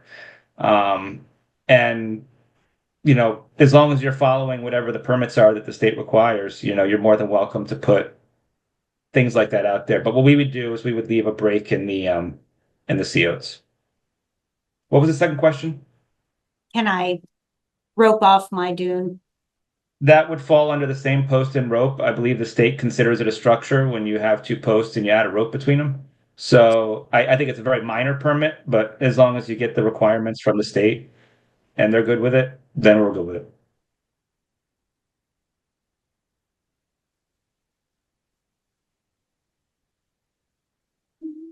Going back over some of the other questions. Did the Corps recently work on a beach nourishment project in Northeast Florida, Flagler County, without 100% easements? I believe that's where they used eminent domain to get the last one. Is that not correct, John? I know that they were going eminent domain on a couple up there, or one maybe, and I think that maybe they had certified something to the Corps that they would go eminent domain, so it might have proceeded into the guides that it would be ultimately obtained. But I'm not sure the specifics. Yeah, they didn't need as many as we do. Yeah, and it's worth noting too that originally it was just Pinellas County. We were the ones that needed easements, and then the Corps ended up doing a deep dive, and I think like 16 projects came up that were all deficient of easements too. And that's probably why we got a WRDA bill addressing the 50-year easement. But it still hasn't moved enough to help us. Would nourishing the beaches and the dunes be two different things? Are they two different projects, or are they one project altogether? It would happen simultaneously because we would want to use the same dredge sand for the dune. We don't want to truck haul sand in. We try to match it as much to our natural beach, but it is still coming from a mine inland. And ultimately, it's a lot more expensive, and you need to be able to get it on the beach. So it makes much more sense to just build a slightly higher hill at the back of the beach when you're pumping the sand on than it does to come through separately and do it. Mr. Huggins, you still had your hand up. I've just unmuted you. You can ask your question. Sure, thank you. Previously, the public access was allowed on the easements that were signed for the Corps back in 2018. You're saying that now the public will not have access to the easement. How will that be controlled? Will there be signage put up? because my neighbor next door may have signed and I didn't, and I signed the new easement. I don't want public on my property, but he allows it on his. How will you be able to police that in real life? No one in real life on the beach actually knows where the easements are or where there aren't, or whether it's public or not. I think most people who are on the beach just assume that if they're not in the dune, and maybe some assume if they're in the dune, it's public too. But I think for the most part, people just assume that the dry beach is open to the public. And as I'm sure in Indian Rocks Beach, I know that there's a public use ordinance that also controls that. So we're not going to be policing that. That would be up to a property owner. But and we're not making a claim to whether it's public or private. As Kelly explained, the easement isn't making an area private. All it's not doing is just not making it public. So we're not making a claim one way or the other, whether it's private or public land. That's not the county's land. The easement is just for construction rights, so that we can build and maintain a beach. That's all it is. It doesn't change anything. If you were to sign an easement tomorrow, it changes nothing. From the public perspective, it changes nothing. You know, day before, day after. It changes absolutely nothing because it's just a construction easement to Pinellas County. That's it. Doesn't give anybody else any rights to do anything. It just gives us the right to build the project. So, and a wide sandy beach also means the public is further away from the dune, further away from your property. Going back to the easement and the easement language, someone says, my view is that the Army Corps really doesn't want to rebuild the beaches here or anywhere else. They want out. True? And if true, then why not follow a different path with just local involvement? So Kelly or John, do you want to go through kind of our parallel, what we're trying to do with the project? I wish I had that answer because it would make all of our decision making a lot simpler if we knew that the Corps truly wasn't going to come back and do this. But we are trying to involve the Corps and keep the Corps involved because remember, that's 65% cost share, which means they're paying over half of the project. And then we usually get our half split with the state. So generally speaking, on all these past projects, at most, we've paid around 17, 18% usually of the project costs. Now we're moving to 100%. And seeking as many grants as we can to fill in. But, you know, these projects are expensive and it's very likely it won't even be half of what we need from the state. So, you know, we would obviously like the Corps to be involved because it would make this project much more sustainable so that we can know that we can fund it into the future.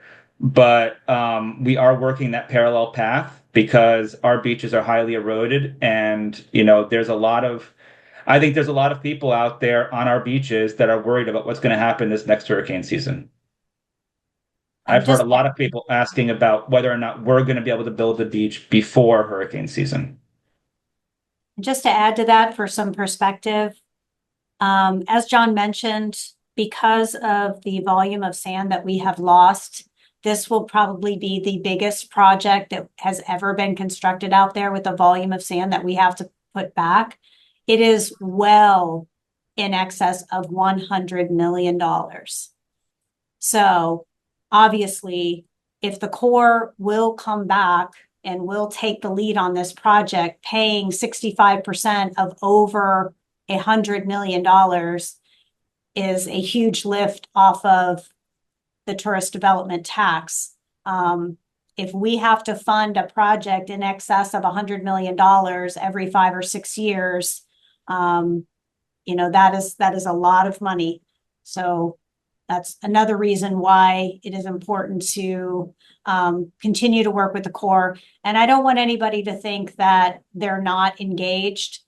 The Jacksonville office where our project managers are, where our project team is, they are working alongside of us. They have been very, very helpful in helping us get the permits.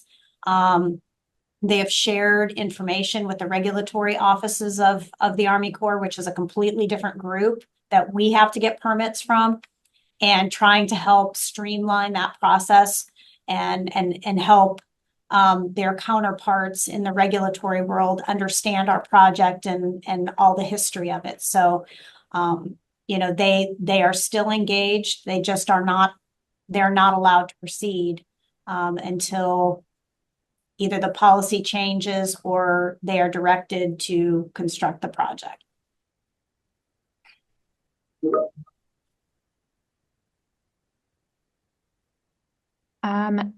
Talking about the dune construction, why was a dune not constructed at the public beach in Indian Rocks Beach last time?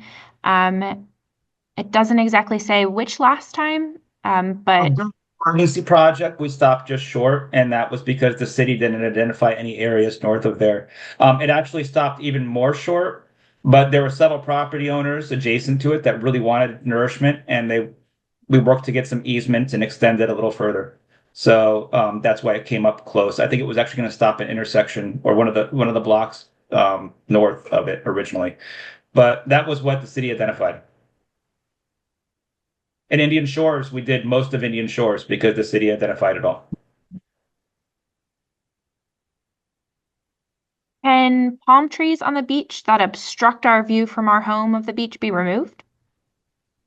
You would need to talk to the state about that. It might depend on what kind of palm tree it is. If it's a Florida native, the state might frown more on that. If it's not, they might let you remove it. But anything that's regular, any kind of, even planting of sea oats, removal of vegetation, moving of the sand, planting, removing trees, all of that stuff, putting patio blocks out there, anything seaward of your seawall is regulated by the state.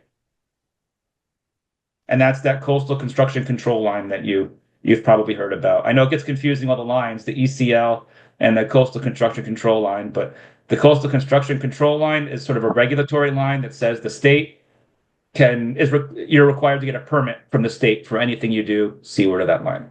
The ECL is the property boundary, where now the state owns the land too.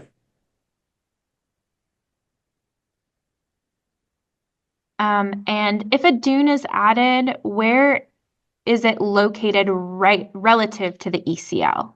I'm talking about these lines. Would be at the back of the beach. The ECL actually jumps around depending on what location you're looking at. So it's difficult to say where it would be in relation to the ECL, but it would be seaward of the seawall and landward of the beach.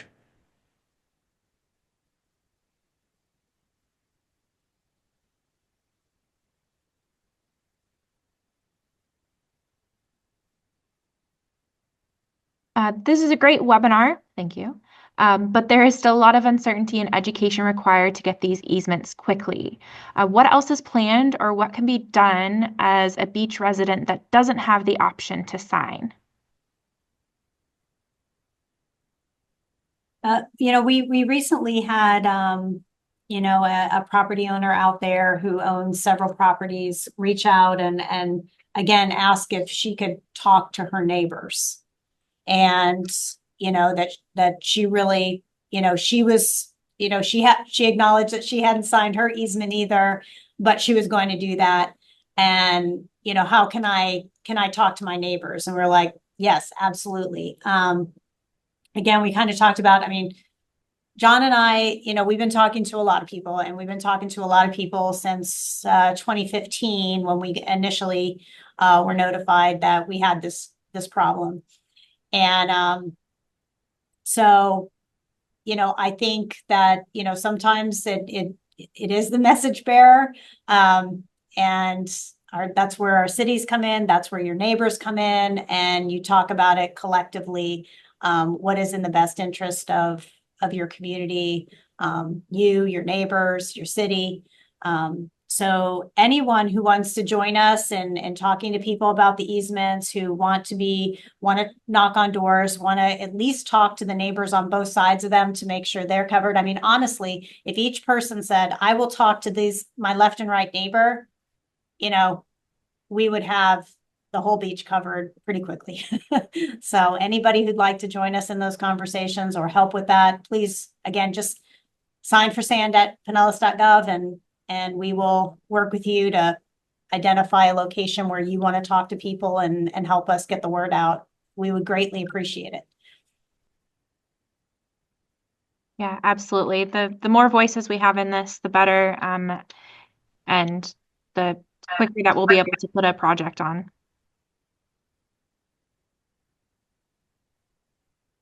And to follow up on the last comment about the coastal construction control line, I'm going to also, in case someone has any questions about permitting, I'm going to put the email address for the permitting, the guy that does the permitting for. There's one guy, and he does all the permitting for Pinellas, Sarasota, Manatee, and Charlotte. So don't try to flood him, but we'll put that in the chat.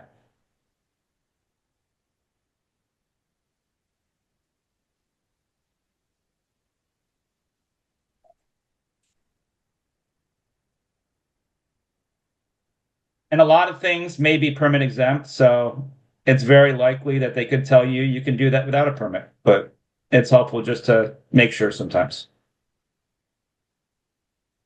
So going back to red tide, we had talked about a little bit about red tide. Just to reiterate, would red tide impact this project at all? And if we're pumping the sand, if we're dredging it out and pumping it on to our beaches, would any red tide affect that process? Interestingly enough, the 2018 project actually occurred in the middle of red tide. And we had red tide contractors out there cleaning the beaches at the same time we had our dredge contractor nourishing the beach. So I don't foresee, obviously, it's not going to be pleasant for the people dredging and working on those boats and nourishing the beach, but I don't foresee it being a holdup for the project. Hopefully, it'll go away and it won't be an issue during the project. But if it does, we will do our best to keep constructing the project. And if there is some sort of a delay and it has to be shut down, we'll talk to our permitting agencies and see if we can get an extension to make up for it. Thanks, John. This one is, some of my neighbors do not own the 40-foot easement in front of their property. Many years ago, the owners or former owners sold the 40 feet because they were mad about a land grab. So they own the homes, but some others own the 40 feet needed for the easement, but cannot be reached or don't care about the beach and Indian Shores. What do we do?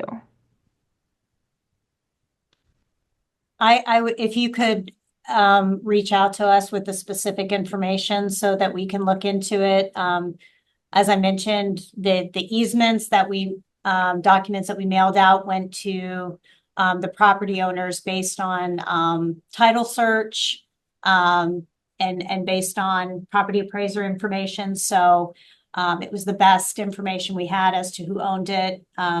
If we did send it to that and it went into some no man's land of somebody who doesn't respond, we actually don't know that. So that would be helpful to us so that we can see if there's something else we need to do as far as service delivery of the easement. And that may involve, we have a lot of folks that are out of state and we've had to use some pretty unique means of getting easements to folks who tell us, well, gosh, I live in New Jersey and I didn't get it. And, so we will work with you to try to figure that out and see if we can locate those individuals and see if we can work with them to get an easement.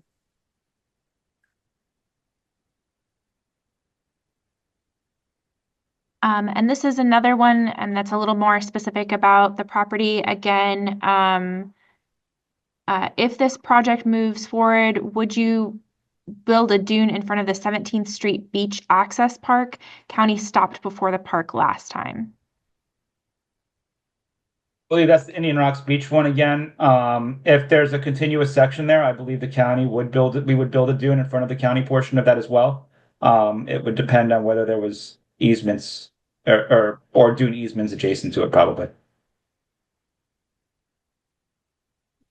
And then can please put an easement document on the screen and go through each area of the easement.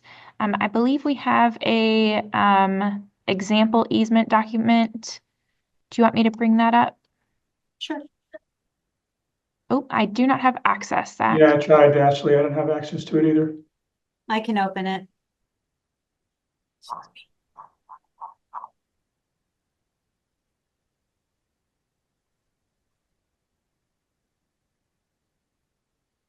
And it looks like we're kind of getting to the last questions. So if you do have any more questions, feel free to put them in. We are rounding out to about almost 8 o'clock. We kind of promised we would spend this time with you, but please feel free if you still have any questions to throw them in the chat or raise your hand.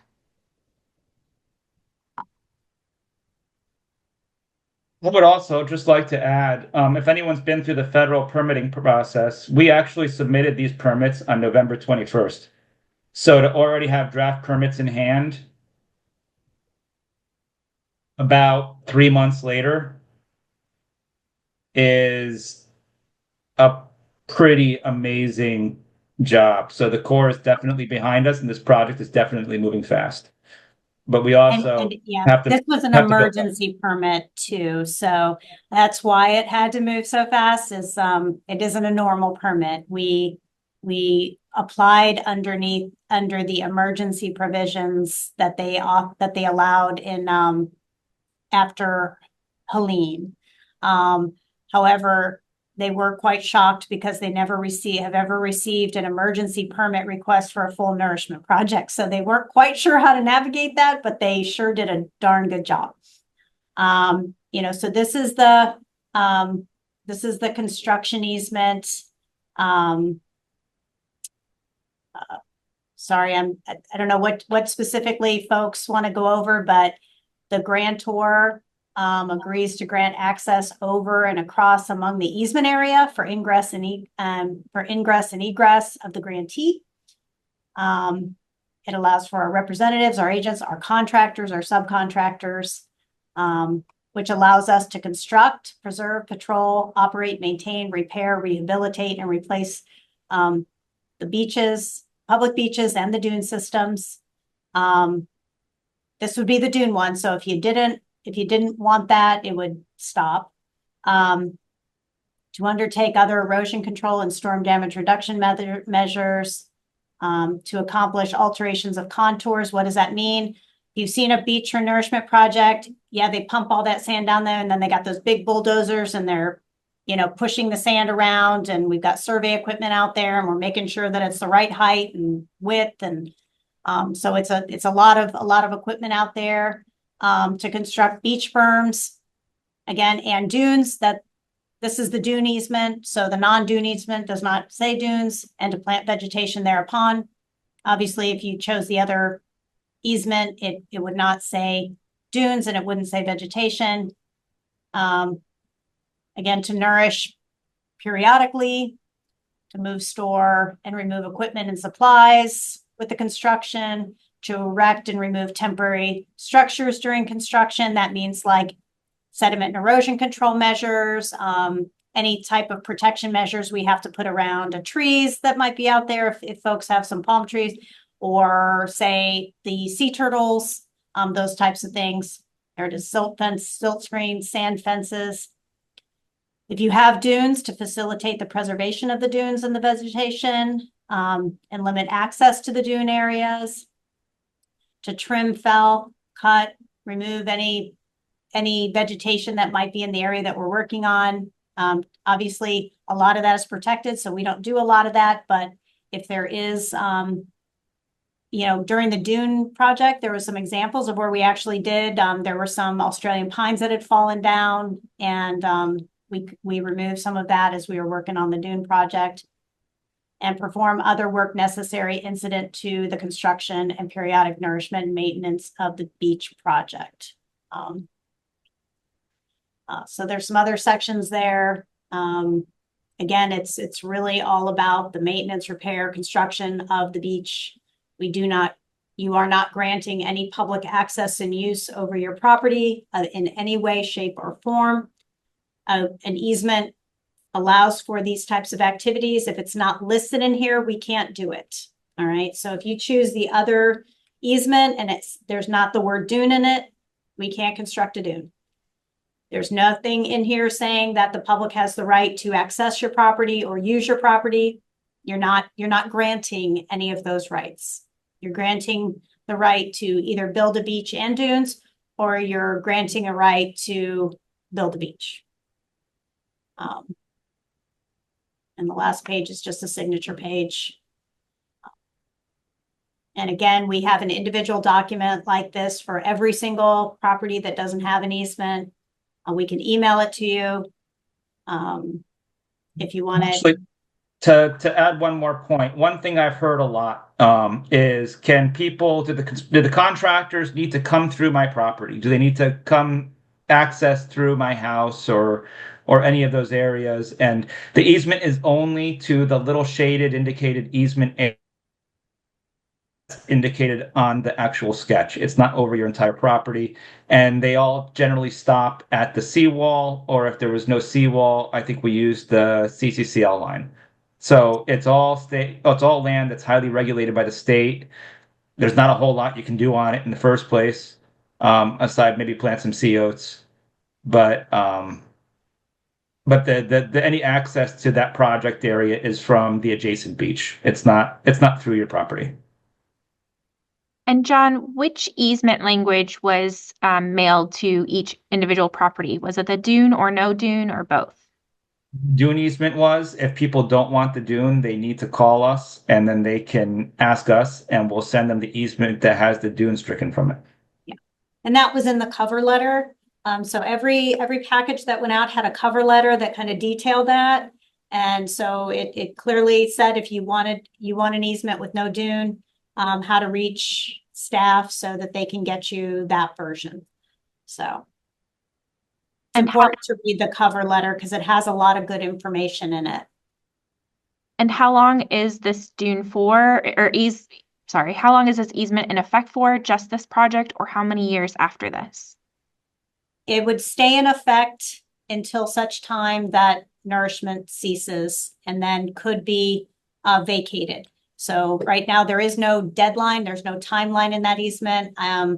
If you remember the presentation, if nourishment occurs every 5 to 6 years, and it takes us about 5 or 6 years to design it, permit it, construct it, monitor it, and then just keep starting that over and over again, we have to have easements in place as long as we're doing the project. If the county or the Army Corps are no longer doing the project, then the easements can be released. And we'll finish up these last two questions, and then we'll finish the webinar since we are just a bit over 8 p.m. But what will happen if the dune easements are not granted?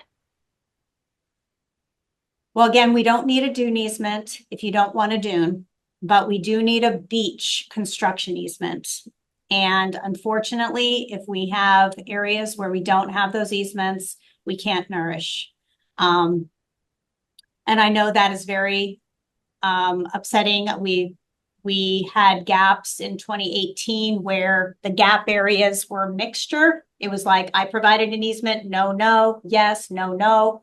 And no one in that area got easements, got sand, because we didn't have we can't skip, just like Ashley explained on the dunes, we can't do that with beach nourishment either. So that's why we're here talking to you tonight. That's why we're going to be talking to you for the next month or so. That's, and answering all of your questions. We really need to get these easements in place so we can construct this project and get ourselves back to where we were just a handful of years ago.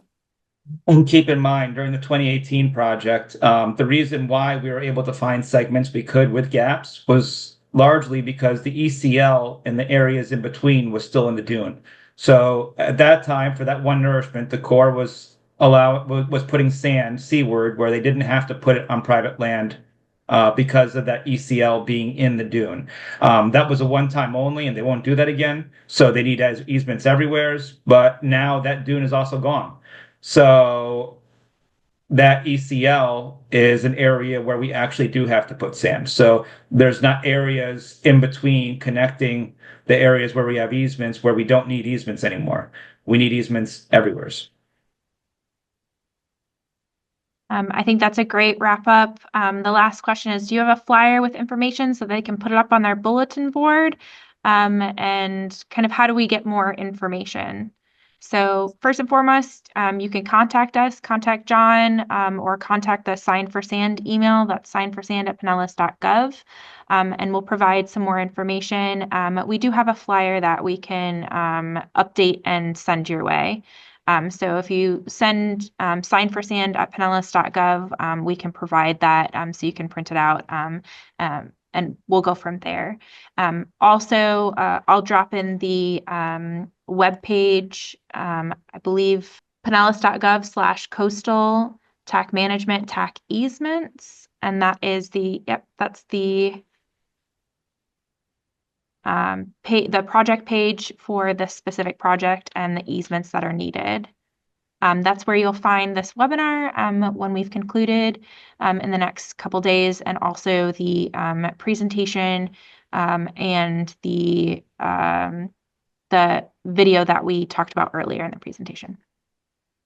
And we definitely want to thank everybody for all the great questions and comments, and thank you, Commissioner Peters, for staying on for the entire call. If you believe the right thing to do is to sign the easement, and we hope you do, we want to make it as easy as possible for you. Email us at signforsand@pinellas.gov or call us at 727-464-7799, and we'll get the easement to you. We'll find a way to get it to you no matter where you are. As Ashley said, the meeting has been recorded and will be posted on this website here that you see on the screen. And that should just about cover anything, unless I missed something. Ashley? Nope. Again, thank you guys for attending. I think we had over 107 people. So please get the word out. And we really appreciate everyone attending today.